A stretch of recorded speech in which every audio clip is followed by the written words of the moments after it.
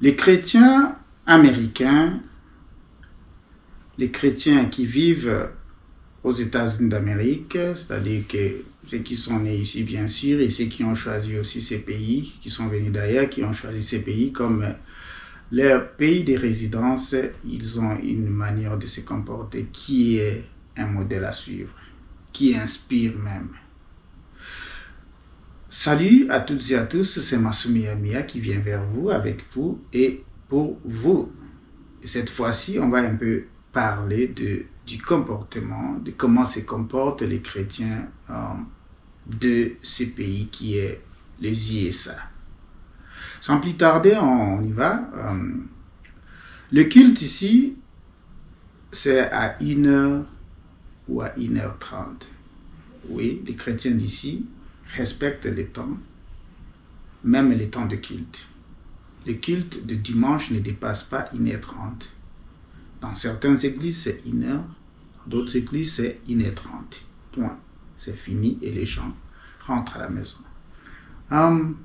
Quand on pense à d'où nous venons, où le culte, il y a des églises où, en Afrique, ils vont au culte du dimanche pour toute la journée. Ce qui n'est pas mal.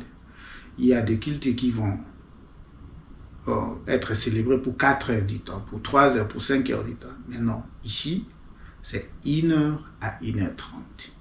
Et c'est respecté.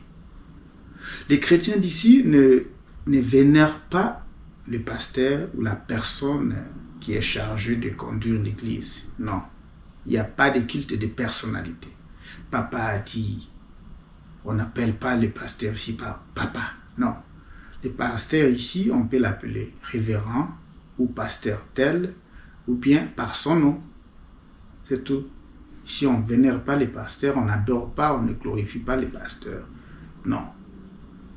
La parole du pasteur, c'est comme la parole de toute personne qui est respectée dans la société. Ce n'est pas ex cathedra comme d'où nous venons, ou quand le pasteur dit une chose, c'est plus que la parole de Dieu, c'est plus que la Bible. Bon, ici, le pasteur n'est pas vénéré. Le pasteur, c'est un ami. Le pasteur, c'est un berger. Le pasteur, c'est un conducteur et un homme respecté comme toute personne qui est respectée dans la société. Les chrétiens d'ici ne dorment pas à l'église. Par exemple, allons un peu plus en détail, au pays ou en Afrique d'une manière générale, il y a les termes permanence où les chrétiens passent leur temps à l'église, ils dorment à l'église pour prier pour les gens qui ont des problèmes sociaux, problèmes financiers, problèmes spirituels, ce qui n'est pas mal, mais c'est juste pour dire qu'ici, ça n'existe pas.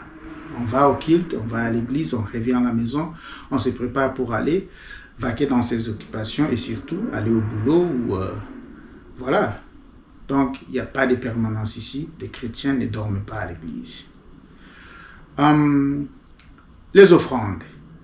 Ici, demander avec insistance des offrandes aux fidèles, c'est du harcèlement. Ça, c'est harceler les gens. Et ça ne se passe pas comme ça ici. On ne peut pas harceler les gens ici en insistant que venez donner, venez semer. Non, ça c'est du harcèlement. Et les pasteurs, s'il est fait, il peut avoir des problèmes avec la loi. Donc, on n'harcèle pas les gens ici pour réclamer, voilà, presser les gens à pouvoir venir donner offrande ou dîmes. Non, c'est pas comme chez nous, en Afrique, où donner, ceux qui donnent 1000, ceux qui vont donner 2000, venez donner, il faut donner. Non, non, ça ne se passe pas comme ça ici. Il n'y a pas de harcèlement en termes de quémander, de réclamer les offrandes ou les dîmes.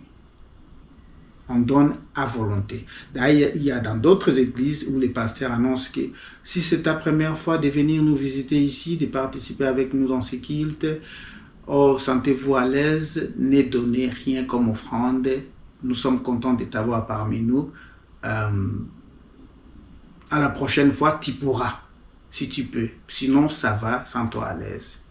Donc, ici, on annonce comme ça dans des églises, dans plusieurs églises. Donc, les offrandes ne se réclament pas on ne presse pas les gens, on n'harcèle pas les gens pour les offrandes et les dîmes.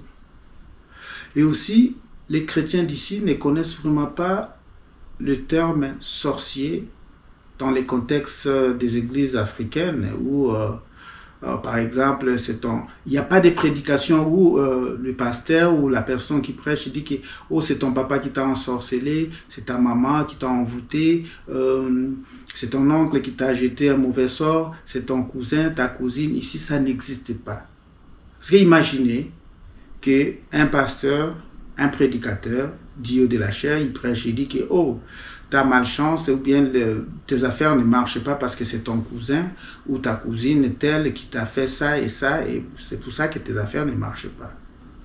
Ça, c'est le dimanche par exemple. Et demain matin, la victime prend un fusil, il va tuer son oncle ou son cousin. Qu'est-ce qui va se passer? On doit arrêter le pasteur parce que c'est toi l'instigateur, c'est toi le commanditaire. Voilà. Mais ce n'est pas à cause de ça qu'il ne croit pas au mot sorcier. Non, c'est dans leurs habitudes, c'est dans leur culture. Ça n'existe pas.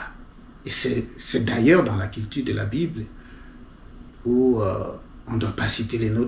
Il n'y a pas un exemple pareil dans la Bible où Jésus a dit « Oh, c'est ton oncle, c'est ton cousin ». Est-ce qu'à l'époque de Jésus, il n'y avait pas des cousins et des oncles?